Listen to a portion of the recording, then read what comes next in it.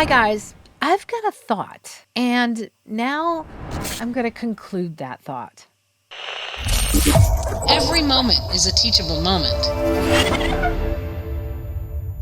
So why am I talking about concluding my thoughts? Well, a lot of times when we're talking to people, we have a thought and we finish that thought. And then we pause for a moment and we go on to the next thought. And so you'll notice as I talk to you about here's thought number 1 and here's thought number 2, and then ultimately I've got another thought that I'm going to talk to you about. You'll notice at the end of each thought or each idea, I've actually kind of concluded my thoughts. And that's just a normal way to have a conversation or to talk to you and tell you my thoughts and to convey my thoughts. A lot of times when I hear my students read a script, they might tend to not conclude their thoughts, or they might be in the middle of a really long sentence, which might have some pauses in the middle of different thoughts or commas, and they'll actually say, well, I've got a thought and I'm going to conclude it. Now you'll notice the difference between I've got a thought and now I'm going to conclude it versus I've got a thought and now I'm going to conclude it. You can hear the difference, right? So you want to make sure that when you are telling the story and you are voicing that script, that you are actually concluding your thoughts for the most part. A lot of times if we are excited, we can say, oh my God, I've got this thought and now I'm going to finish it. And I'm excited, right? So notice I didn't finish it, but I finished it. And so I was excited. So a lot of times when you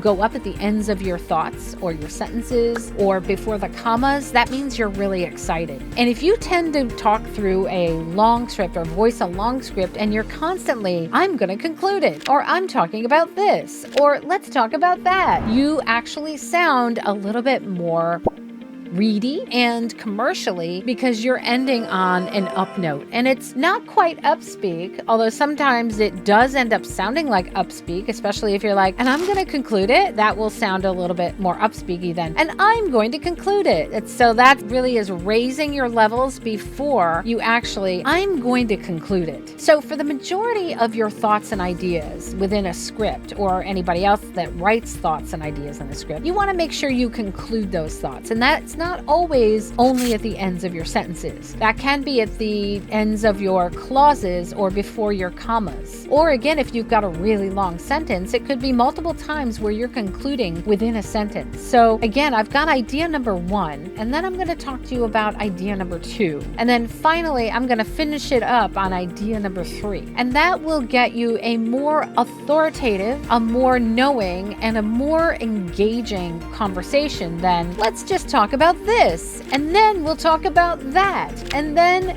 we'll finally, maybe at the end of the sentence, we'll conclude, right? So you'll notice that it didn't sound as real, or it kind of sounded like I was maybe speaking the melody that was in my head. So make sure that when you are at the end of a thought, that you conclude it. I'm at the end of my thought, and now I'm going to conclude it. For more performance tips, make sure to check out my videos here. Thanks so much for watching, guys. I'll see you next time.